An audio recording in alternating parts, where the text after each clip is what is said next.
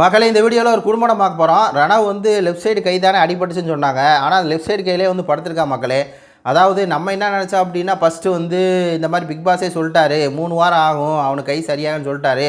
அதனால் நம்ம போய் தேவையில்லாமல் வந்து இவனை நடிக்கான்லாம் சொல்லக்கூடாது. சொன்னால் அது வந்து நம்ம பேர் கட்டுரும் அப்படிலாம் சொல்லக்கூடாதுன்னு நம்மளே கூட என்ன பண்ணோன்னா, அதை இல்லை அவனுக்கு அடிபட்டுச்சு அப்படிங்கிற மாதிரி வந்து சொல்லிட்டோம். ஏன்னா பிக் பாஸே சொல்கிறார் அப்படின்னு. ஆனால் இப்போ ஒரு குறும்படம் வந்திருக்கு. இதை பார்த்தீங்கன்னா இவன் பச்சையாக நடிக்கிறான். இதுக்கு பிக் பாஸும் தொண போகிறாரு அப்படிங்கிறது அப்படமா தெரியுது. ஏன்னா வெளியே நிறையா ரிவ்யூவர் வந்து இந்த மாதிரி இவனுக்கு சப்போர்ட் பண்ணி பேசியிருக்காங்க. திடீர்னு அவனுடைய ஓட்டு வந்து உயருது. இதெல்லாம் பார்க்கும்போது நிறையா பணத்தை கொடுத்து திருட்டு வேலை நிறையா பண்ண மாதிரி பிக் பாஸ்டே திருட்டு வேலை பண்ணியிருக்காங்களோ அப்படிங்கிற மாதிரி தான் இருக்குது.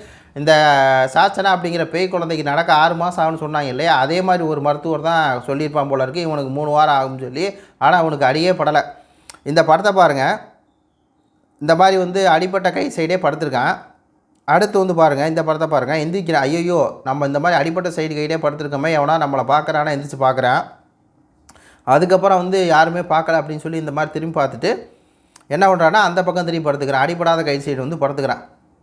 ஆக்சுவலாக நீங்கள் நல்லா யோசிச்சு பாருங்கள். நம்மளுக்கு வந்து இந்த பக்கம் அடிபட்டிருக்கு அப்படின்னா இந்த பக்கம் வந்து கீழே இப்படி வச்சு நம்ம வெயிட்டை போட்டு படுக்கிறது சாத்தியமே கிடையாது.